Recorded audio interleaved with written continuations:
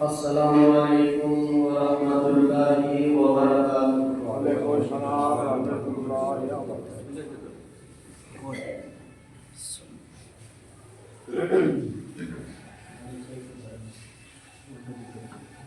नहमदुहू व नुसल्ली व नुसल्लिमु अला हबीबिल करीम। अम्मा बअदु फ़अऊज़ु बिल्लाहि मिनश शैतानिर रजीम। बबरकति बिस्मिल्लाहिर रहमानिर रहीम। इन कुंतुम तुहिब्बुनल्लाह फत्तबि'उनी युहब्बुकुमुल्लाह यग़फिर लकुम ज़ुनूबकुम वल्लाहु गफूरुर रहीम। सदक़ल्लाहुल मौलानाल अज़ीम व बल्लगना रसूलुहुन नबियुल अमीनुल मतीनुल करीम। व नहनु अला ज़ालिका लमिनश शाहिदीन والشاكرين والحمد لله رب العالمين।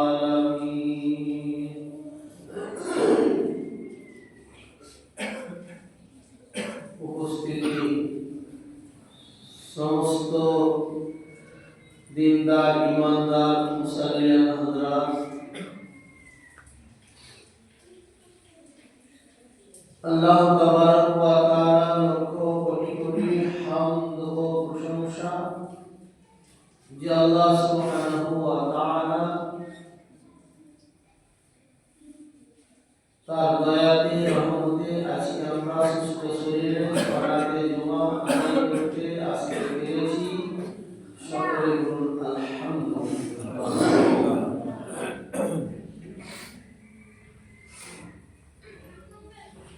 তবে আল্লাহর হামদ ও প্রশংসা আমরা যতই করি কম। মানে আল্লাহ এতগুলো আমাদের উপরে রহমত বরকত ইহসান করেছেন যে আল্লাহর শুকরিয়া আদায় করে আমরা শেষ করতে পারি না। আমরা নগণ্য মানুষ, কিঞ্চিত পরিমাণ মানে সমুদ্রের পানি একটা যে কোনা বরাবর, সেই কোনা বরাবর আমরা আল্লাহর শুকরিয়া আদায় করতে পারি।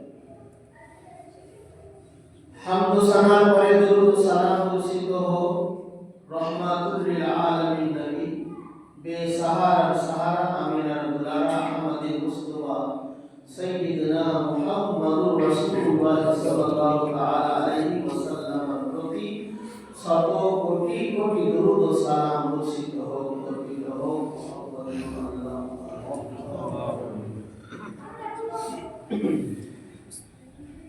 আল্লাহ তাবারক ওয়া তাআলা পবিত্র কোরআনুল মাজিদের মধ্যে মহব্বতের কথা বললেন যে আল্লাহর সঙ্গে মহব্বত করতে। তো ডাইরেক্টলি আল্লাহর সঙ্গে মহব্বত করা অসম্ভব, এটা কোরআনের কথা। এর জন্য আপনাকে নবী মুস্তাফা সাল্লাল্লাহু তাআলা আলাইহি ওয়াসাল্লামকে ফলো করতে হবে। ওনার সঙ্গে ইশক ও মহব্বত, ভালোবাসা, ওনার পেয়গম্বর ইত্তেবা যতক্ষণ পর্যন্ত না হবে আপনি আমি আল্লাহকে পেতে পারি না।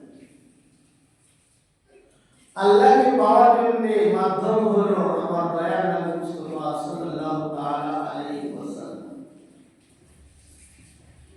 এই জন্য আল্লাহ তাআলা বলেন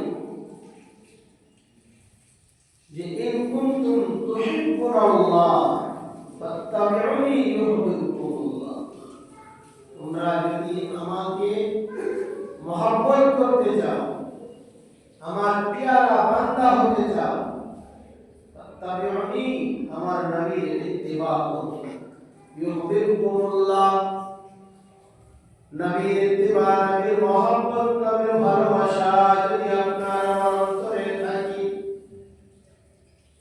তাহলে আল্লাহ বলছেন ইয়াগফিরু লাকুম যুনুবাকুম। এ বান্দা,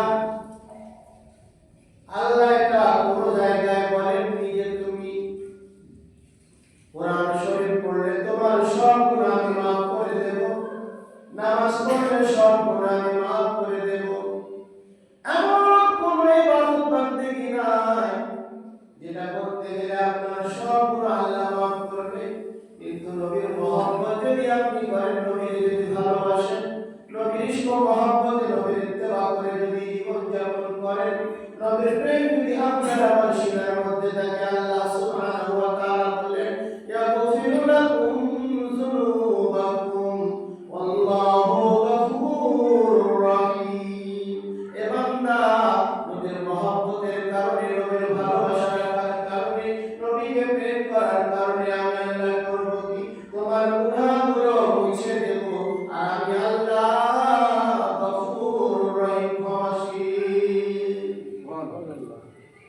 ব্রাদার মিল্লাত ইসলামে এবারে নবীর মহব্বত, নবীকে কেমন ভালোবাসবেন, আমার আল্লাহ তাআলা কেমন করে ভালোবাসতে বলেছেন। দয়ার নবী তো আমাদের কাছে এখন বর্তমানে নিজের চোখে আমরা দেখতে পাই না, কিন্তু আল্লাহ তাআলা বলেন ফাত্তাবিউনি, ইত্তিবা করো। আমার নবী, আমার আকা মাওলা সাল্লাল্লাহু আলাইহি ওয়াসাল্লাম যেমন ভাবে জীবন যাপন করে গেছেন, সেইভাবে তোমরা জীবন যাপন করো। আল হুব্বু ফিল্লাহ ওয়াল বুগদু ফিল্লাহি ওয়ার রাসূল।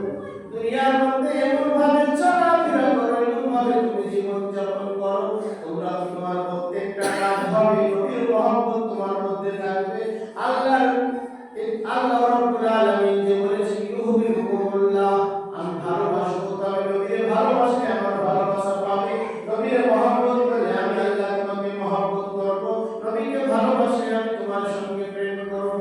তাই নবীকে ভালোবাসতে গেলে নবীর অনুসরণ করতে হবে। আল্লাহ আজকে আমাদের অবস্থা কি বলেন?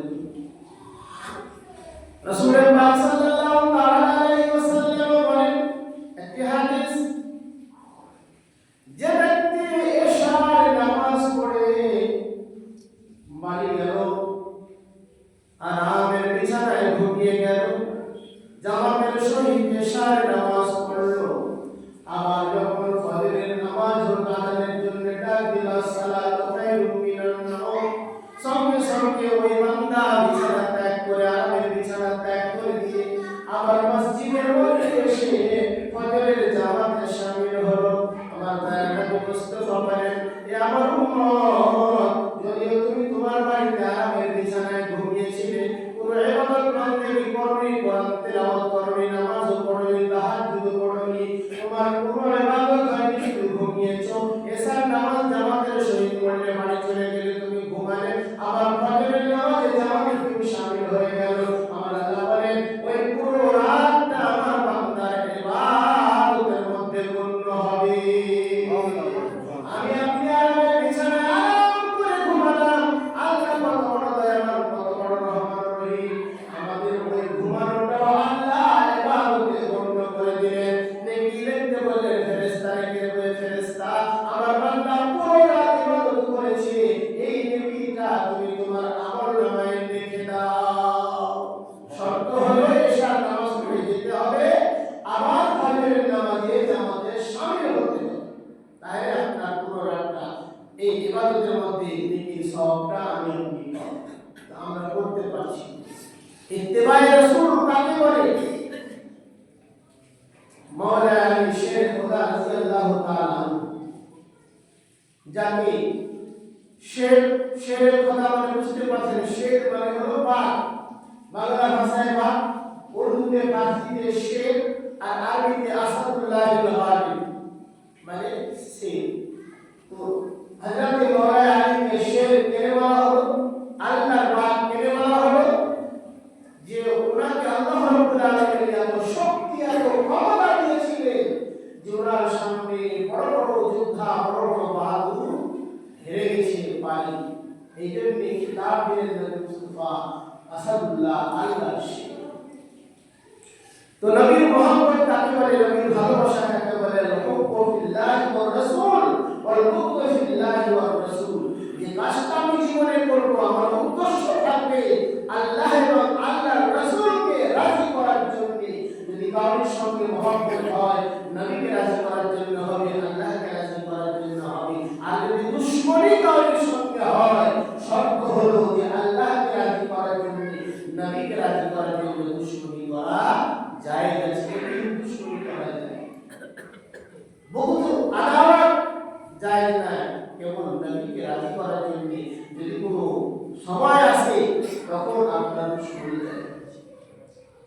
ব্রাদারুল্লাহ ইসলামিয়া এক যুদ্ধের ময়দানে এমন সময় মাওলানা আলী শের রাদিয়াল্লাহু তাআলা হয়ে কাফের মুশরিকের সঙ্গে যুদ্ধ করতে করতে বাবা বাবের সঙ্গে যুদ্ধ করলে কেউ পারে নাকি? ওই মাওলানা আলী শের রাদিয়াল্লাহু তাআলা হয়ে বেদিন কাফেরকে আছাড় মেরে নিচে ফেলে দিলেন আর বুকের উপর বসে গেলেন। জুলফিকার তলোয়ার দিয়ে বৈকুণ্ঠ খানা তারা করে দিতে মুহূর্ত হয়েছে।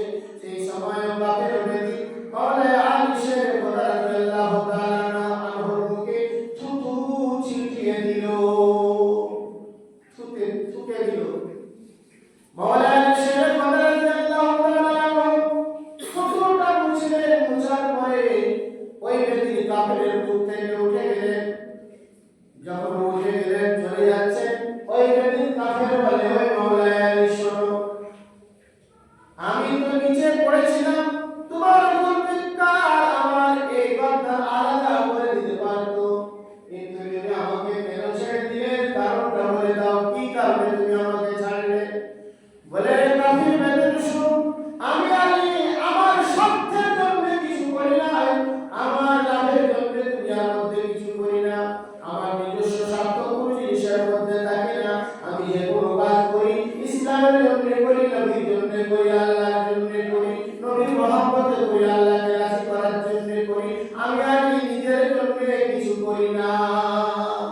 তোমার বর্তমান প্রাক্তন তবু আল্লাহকে রাজি করার জন্য, কারণ তুমি বেদিন ইসলামের দুশমন, কোরআনের পাকের দুশমন, আল্লাহর দুশমন। এই জন্য তোমার বর্তমান কাটা আমার জন্য জায়েজ ছিল, হালাল ছিল, এই জন্য আমি তোমার উপরে উপরে বসেছিলাম। কিন্তু যখন তুমি থুতু আমার মুখে ছিটিয়ে দিলে আমার প্রচন্ড রাগ হলো, আর আগে আমি চিন্তা করলাম এখন যদি আমি একে মারি তাহলে ব্যাপারটা আলাদা দিকে ঘুরে যাবে। আল্লাহ বলবেন আলী রে, তোর মুখে থুতু ফেলেছিল, তোর রাগ হয়েছিল, নিজে বদলা নেওয়ার জন্য ওই লোকটাকে হত্যা করেছি, এই হত্যা আমার জন্য জায়েজ হতে পারে না। এমন মহব্বত দিনের সঙ্গে, ইসলামের সঙ্গে, এমন ভালোবাসা নবীর সঙ্গে, যে যে কোনো কাজ ওনারা করেছেন মহব্বতে করেছেন, নবীর মহব্বতে, নবীর ভালোবাসায়, আল্লাহকে রাজি করার জন্য। নবী পাক সাল্লাল্লাহু তাআলা আলাইহি ওয়াসাল্লামকে রাজি করেন। এমনি আল্লাহ রাব্বুল আলামিন বলেননি ইয়াগফিরু লাকুম যুনুবাকুম, আমি তোমার সব গুনাহগুলো মুছে দেব। নবীর মহব্বত, নবীর ভালোবাসা যদি করতে পারো, নবীর ইত্তেবা যদি করতে পারো, তোমার গুনাহগুলো মুছে দেব। আর আমি গফুর রহিম, আল্লাহ গফুর রহিম, আল্লাহ ক্ষমাশীল। ব্রাদারুল্লাহ ইসলামিয়া, তাহলে আজকে আমাদেরকে ভাবতে হবে এখনো পর্যন্ত আমরা কোরআনের পাকের আয়াতে যে কথাটা বলছে সেইভাবে জীবন যাপন করতে পারিনি। আমরা শুধু নিজের কারোর সঙ্গে দুশমনি করতে গেলে নিজের স্বার্থ ছাড়া দুশমনি করি না, কারোর সঙ্গে দোস্তি করতে গেলে নিজের স্বার্থ ছাড়া দোস্তি করি না। কিন্তু সাহাবারা সব কিছু ত্যাগ করে দিয়েছেন একমাত্র দিনের জন্য। নিজের মাল ধন টাকা পয়সা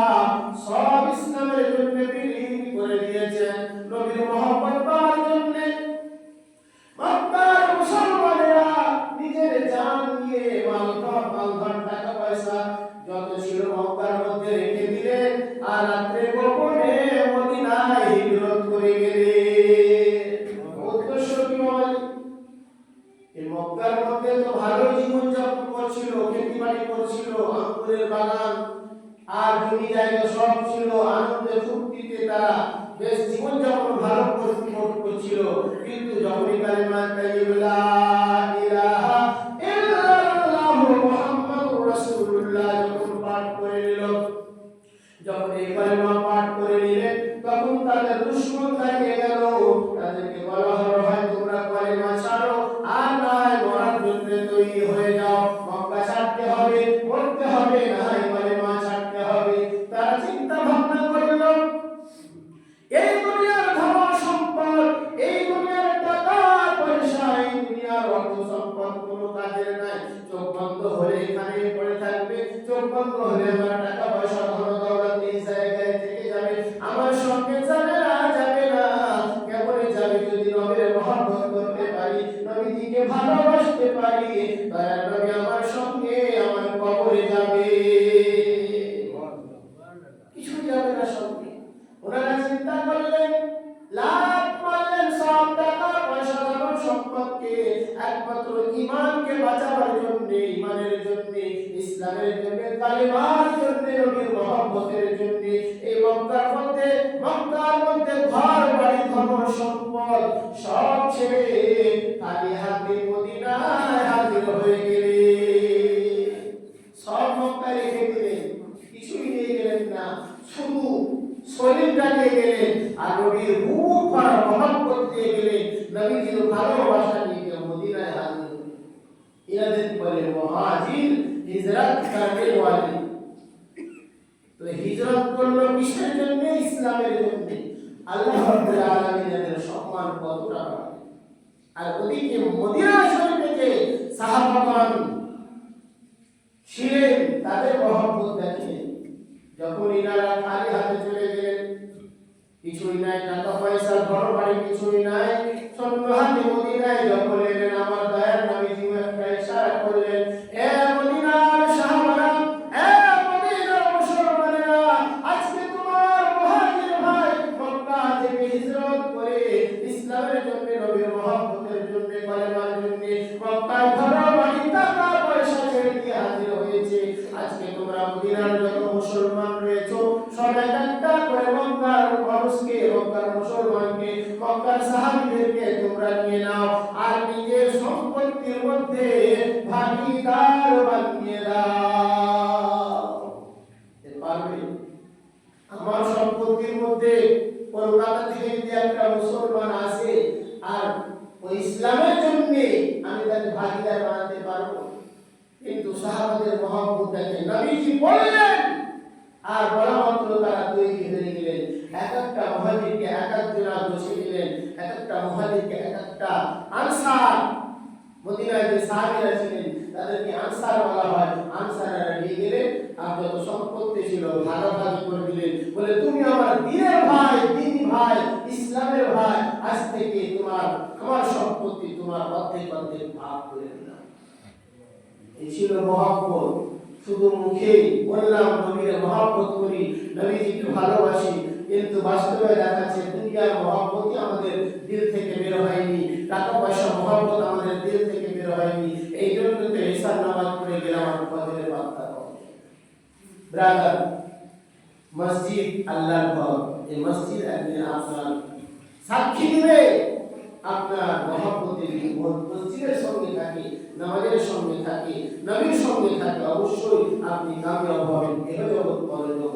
আর যদি অলসতা করেন, নবীর মহব্বত ভালোবাসা যদি না করেন, ক্ষতি আমার হবে, আপনার হবে, তাছাড়া কাউর হবে না। নবী মুস্তাফা সাল্লাল্লাহু তাআলা আলাইহি ওয়াসাল্লামকে আল্লাহ যে স্টেজ দিয়েছেন, যে সম্মান দিয়েছেন, কিয়ামতের দিন সেই সম্মানই থাকবে। আল্লাহ সুবহানাহু ওয়া তাআলা যেন আমাদেরকে নবীর মহব্বত ভালোবাসা রেখে জীবন যাপন করার তৌফিক দান করেন। আল্লাহুম্মা আমিন। ওয়া মা আলাইনা ইল্লাল বালাগুল মুবিন। আসসালামু আলাইকুম ওয়া রাহমাতুল্লাহি ওয়া বারাকাতুহু। জিনাদের সুন্নাত বাকি আদায় করুন।